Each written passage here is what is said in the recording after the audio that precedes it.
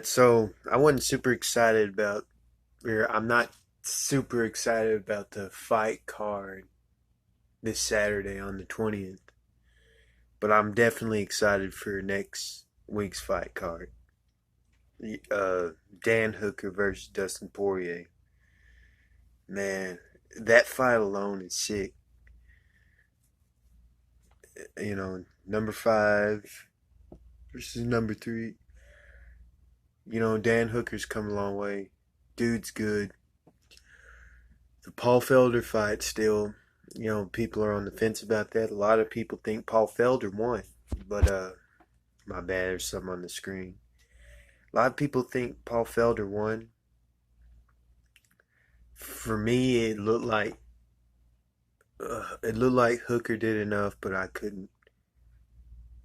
You know, it had been a while. I don't know. I had only watched the fight once, and it was a close fight. I mean, it was like a either way kind of thing. But Hooker's good, man. He's long for the division, great striking, and Poirier, you know, being the former interim champion, uh, you know, I think he'll definitely be on the feet, or at least for the most part, you know. So I can't wait for that. And then it's got a co-main. The co-main is a Mike Perry fight. Who doesn't want to see Mike Perry fight anybody? But I heard a couple things about it. Unfortunately,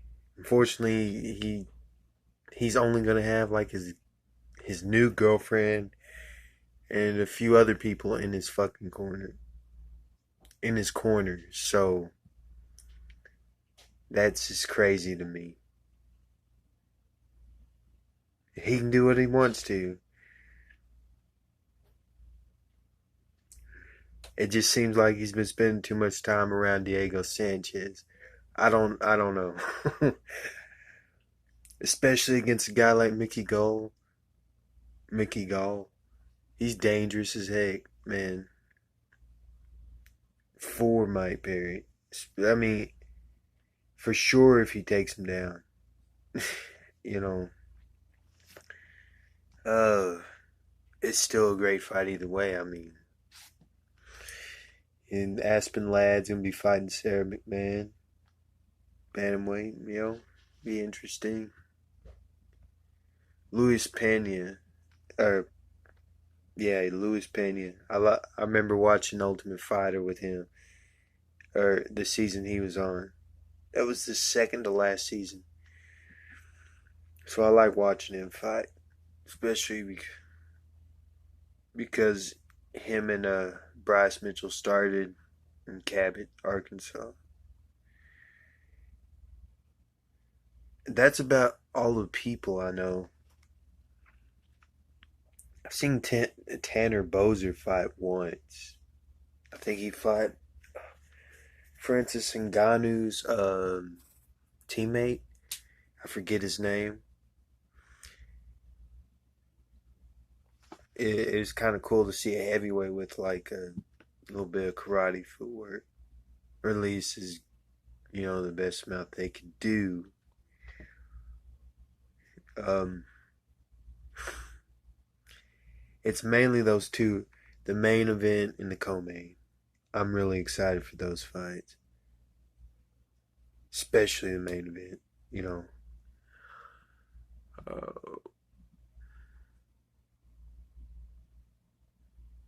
hmm. I was about to say, you know, what does the winner of this fight get of Poirier Hooker? What does the winner of that fight get? If I had to guess, it seems like, because what do you got?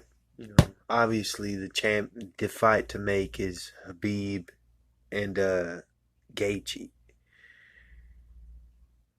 and with Ferguson losing, really I think this is a spot for like the winner of this fight gets a shot at Ferguson which is, gets to fight Ferguson. Or at least that's what I feel like. I'd prefer that because all that work Ferguson did, it's like he doesn't deserve to go to the back of the line. If he still wants to fight and once he's recovered, I think these guys are really fighting for a fight for with him, or at least that's what I would want. It's like because you gotta get to if you want to get to Habib, you gotta get to Ferguson or Gaethje. I think that's what I feel like. But ultimately, I can't wait for that fight card. Can't wait for 251 next month, but definitely this fight card next week. I'd love to watch. I'd love to watch. The main and co-main are the fights to watch. Let me know what y'all think in the comments. Uh, if you like this video, be sure to hit the subscribe and see more because I got more content coming, more content like this, and we're gonna keep going. We'll see you.